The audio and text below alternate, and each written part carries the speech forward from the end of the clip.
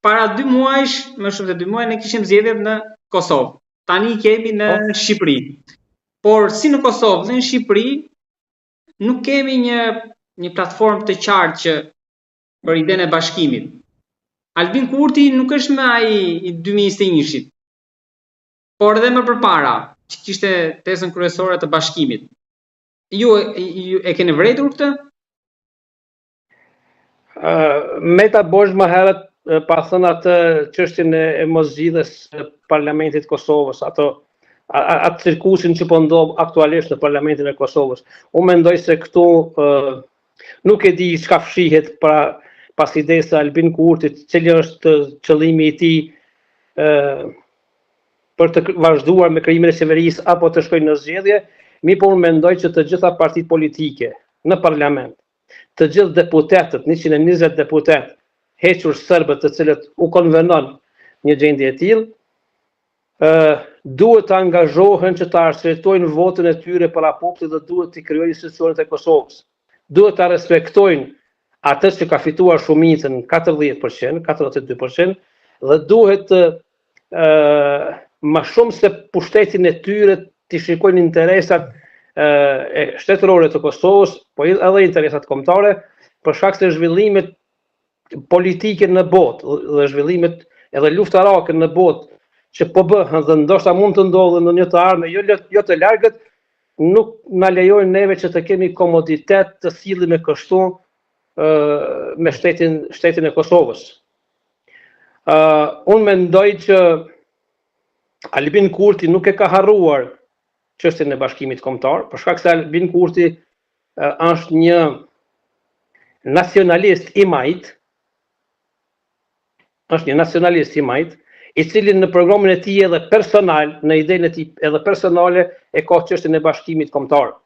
Unë mendoj arsyeja që Albin Kurti momentalisht e ka hequr këtë çështje është për shkak se edhe ai e di, edhe ne e dim që momentalisht nuk është koha që ai projekt të realizohet.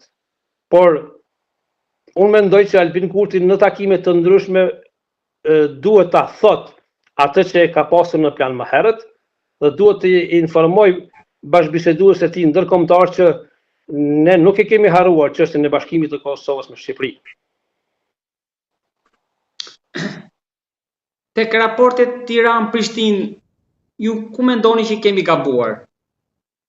Unë mendoj që Edi Rama është peng i Vučićit dhe i Hashim Thaqit.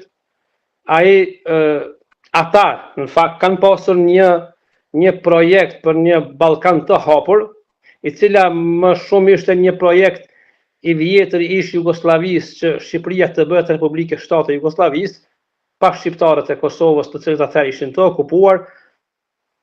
Dhe fatmirësisht ai projekt ka dështuar, zhvillimet politike dhe gjeostrategjike kanë rrjedhur në atë formë që çështja e Ballkanit të hapur momentalisht llogaritet i dështuar. Hashim Thaqi është i arrestuar padrejtisht në gjykatën ndërkombëtare të Hagës.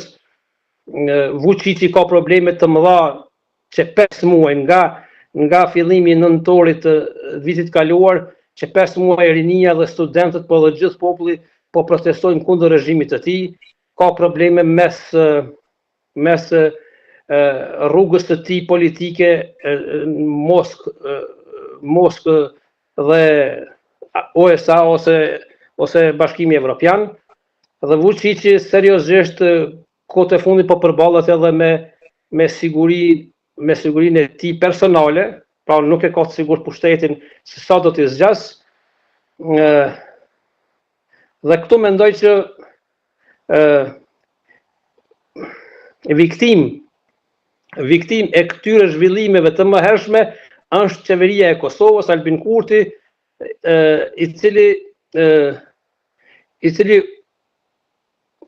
u përball me një varg sulmesh të ulta nga kryeministri i Shqipërisë Edi Rama. Ju si mendoni, duke qenë se jemi në periudhë zgjedhjesh, Kosovës në vazhdim do i bënte më mirë Rama apo një rikthim i Berishës?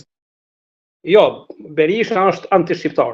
Unë Berishën nuk e preferoj në asnjë kombinim të kthimit në pushtet,